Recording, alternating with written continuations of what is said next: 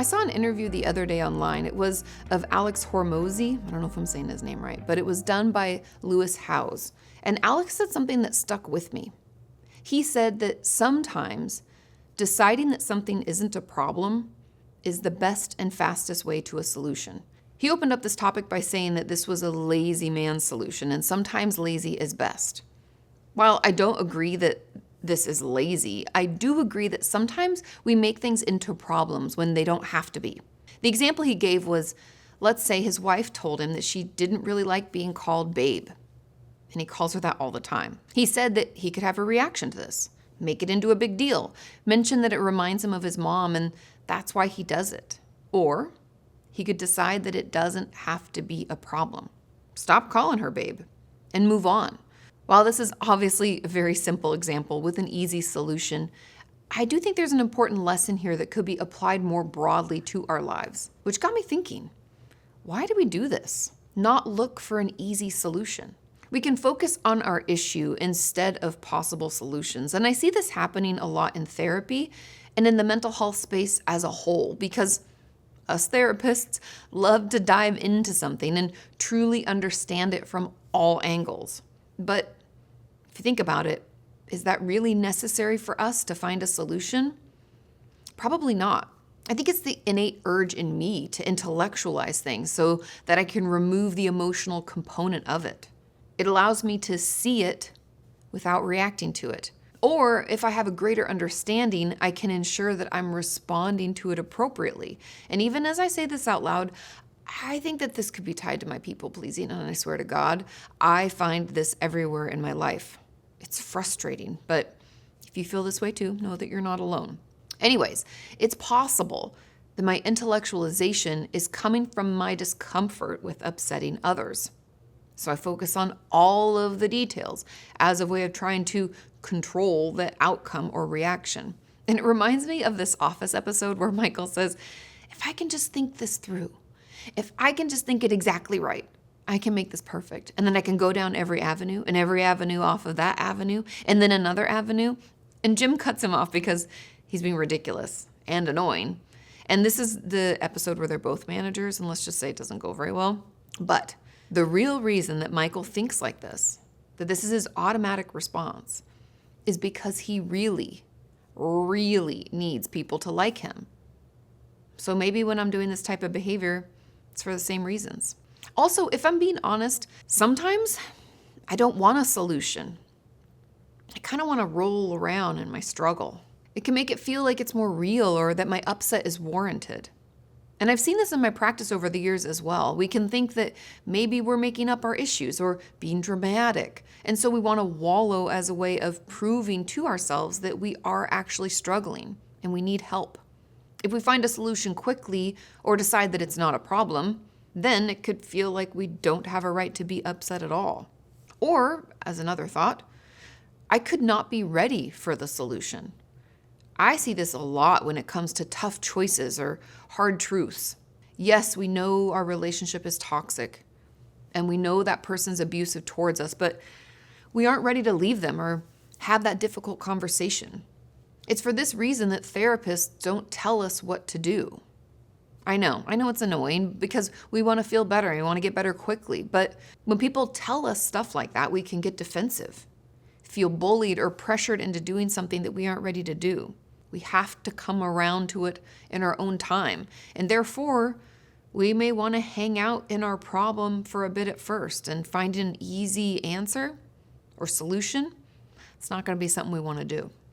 Another thought I had is that it could also be part of our identity. We are suffering. We are our disorder. We are the pained one.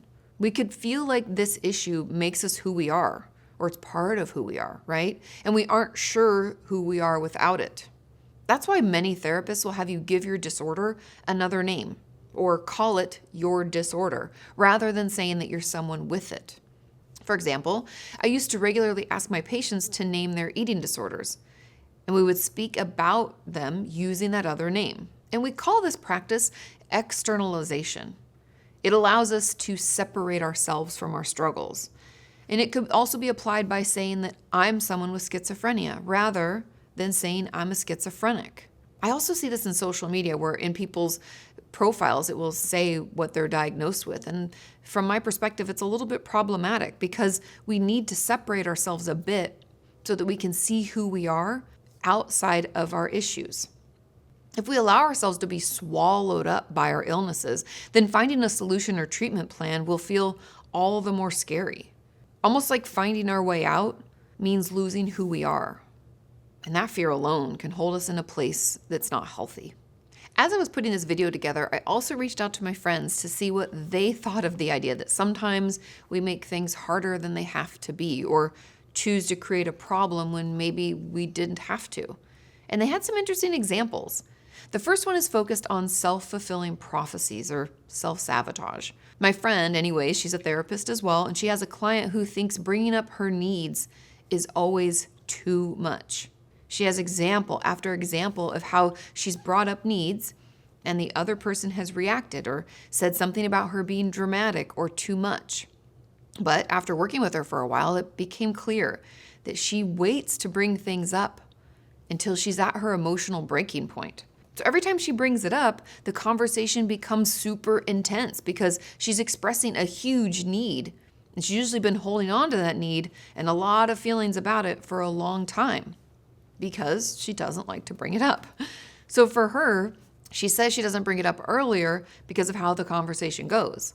But it's a self-fulfilling prophecy because the conversation goes that way because she doesn't bring it up earlier. And of course, I thought this was super interesting because we all do this, myself included. I create a problem where one doesn't need to be, except my self-created problems usually stem from my struggle, like I said, with people pleasing. Like I won't want to say no to an event for fear that I'll upset someone. And then I end up double booking myself and running from one place to another, leaving one way too early and the other one way too late. It's a nightmare and one that I created. In essence, I created this problem all on my own. Oof. I also talked to my friend Jared about my struggles with control and people pleasing, and he shared that he took this quote unquote creating our own problems idea to mean that sometimes he upsets others and himself because of his desire to be liked. And oh my God, I felt that too. That's really where that comes from. And here's what he told me. Here was his example. He says, if I'm not in a good place, I can exhaust so much energy worrying about how others may view or perceive me, obsessively trying to control or change how I show up, or tweak how I converse in order to appear more likable, or how I think that they want me to appear. Ooh, I feel that. It can lead to confusion, complications in my relationships because it can often lead to dishonesty or a false representation of self, which is then often questioned by the other person. They can be confused as to why I may be appearing standoffish, or why am I overly friendly, or referencing unrelated things to make myself appear important. And if I'm being dishonest, it can lead me to overcompensate even further in fear that they may realize I'm lying. The entire process creates a cycle of mental obsession that makes every situation in my life harder. This can be as simple as adjusting an email greeting at work, or as grandiose as embellishing my work to others to try to be more likable.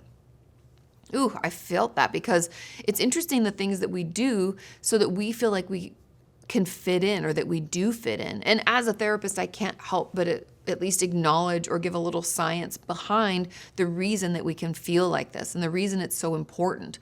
And for those of you who don't think about it this way because you're not a therapist or haven't been told this before, we as humans are wired for connection. You can read about polyvagal theory, and that just proves that our nervous system is wired to be activated yet calmed through connection with others. We can learn about our vagus nerve and the reason that sucking and swallowing is soothing to our system and why babies make eye contact even though they can't see much farther than this when they're breastfeeding or bottle feeding. It's all about that connection. It's all in the hopes that we feel like we belong, we feel cared for, and part of a group. And the reason for this, you could go back to like caveman days and earlier days when humans were on the earth. We know that without other people, we don't survive. We do better in groups, right? We need the hunters, we need the gatherers, we need a bunch of different people to do different tasks. And if we're on our own, we could be defenseless against maybe a bear, for example. And so we know that if we're with other people and we are in groups, the likelihood of survival is much, much higher. And if we don't fit in, if people don't like us, we could be ostracized and therefore at risk. So it's essentially, adaptive. It's part of how we've survived is by being likable, being part of groups. And unfortunately for some of us now that we're not cave people, it is bleeding into other parts and we feel the need to be liked by everyone. And unfortunately, that's just not possible. We have to find our group and then we're good to go. Jared also shared another interesting take on this thought, that sometimes we don't look for the easy solution and instead create an issue where one doesn't need to be. His other struggle revolved around dating, and he shared this. He says, in Los Angeles or New York, I seem to always have complications dating. When I get along with someone, it's always difficult. But when I'm traveling, I can have a good time and just enjoy dating. No stress or worry if they don't text back, etc. I find that I go into dates without any expectations. There are no thoughts about, is this the one? Or how does this person want me to present myself? Or should I present myself to try to be seen as more compatible? Additionally, in follow-up conversations, when I'm traveling, if I want to see the person again, I just tell them. And I tell them when I'm free. There aren't any thoughts about, should I wait for them to text me back first? Or is it too soon to ask to hang out again this weekend? Will I appear too desperate and available if I ask to see them this soon? The overcomplication and expectations of dating in my city disable me from showing up as free, authentic, and myself as I am in other areas, thus likely making me less desirable to candidates. But I think that other people could likely experience the same situation, making us both feel bad. This example took me down a rabbit hole of wondering how many of our problems are because of expectations or assumptions about how something's supposed to go. It's like my mom used to say, turning molehills into mountains. Like if I believe that every time I go on a date, I should be looking for a long-term partner, let's say it's because of my age or my long-term goals of getting married, then I may not be able to enjoy dating the same way that I could if I hadn't set those goals. Without those expectations, I could actually enjoy myself, get to know someone, see if I like them. No pressure, which I think can apply to other things in life too, like our ability to have fun and be spontaneous. I know that I really struggle with this. I actually saw this card at Paper Source. It's one of my favorite stores a few years ago that said, with enough planning, I can be completely spontaneous. And that totally spoke to my soul. And if you're wondering, it was a birthday card. And on the inside, it said, let's plan something spontaneous soon. But anyways, I do think that we create this belief about what an adult looks like and enjoys, and we don't let ourselves act childish anymore, which is a shame. I think that's why some of my friends with young kids will say how fun it is to see something like an aquarium or a Disney park through their child's eyes. Of course it was. It's a reminder of the joy we used to get from the simple things. We don't play anymore, take risks, or try new things with as much ease as we used to. So consider this your reminder to be more childlike in your life. Obviously, I don't mean to do this in dangerous ways, but it's okay to have fun. Dress up for Halloween, try something new. Don't be afraid of not being good at something. And it's okay to act silly. I feel like being an adult can slowly become being responsible and boring, but it doesn't have to be. Don't be afraid to have a good time. Tap into that childlike version of yourself. And who knows, you might actually have fun. Okay, final thoughts. Sometimes we are creating problems where one doesn't need to exist. It's annoying, but true. I feel like I could come up with hundreds of examples on how this plays out. But as always, I have to wonder, what can we do? Since I've realized we all do this and it can happen in many ways, how do we stop ourselves? I personally think the way out of this cycle is to start noticing it. Did any of these examples or themes resonate with you? Do you think there's one type that happens the most in your life? That's where we can start. See, for me, it's the people-pleasing stuff. I say yes when I mean no, and then I'm unhappy and possibly upsetting others too. So I can notice this, and I can try to be more honest. I can tell someone I was already invited to something at that same time, and so I can't come. Or I can say that I'm just too tired and not up for it. And even as I think about this, I can see how hard it's going to be. But I do know that it will feel better and easier in the long run. But what about you? What patterns do you see? What action could you take to stop it from happening as often? Or do you think your issues aren't self-created, but maybe bigger than that? Let me know in the comments. I would love to hear your thoughts and how this is maybe impacting your life, because I don't even think I've done a full run of how it's impacting mine. I've come up with one pattern, and I feel like, that's progress, right? So I'd love to hear from you. What do you think? And thank you so much for watching and thinking this through with me. I'll see you next time.